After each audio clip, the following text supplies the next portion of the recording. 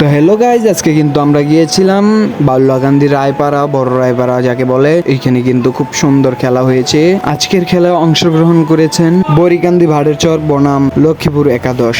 আজকে কিন্তু খুব সুন্দর খেলা উপভোগ করলাম।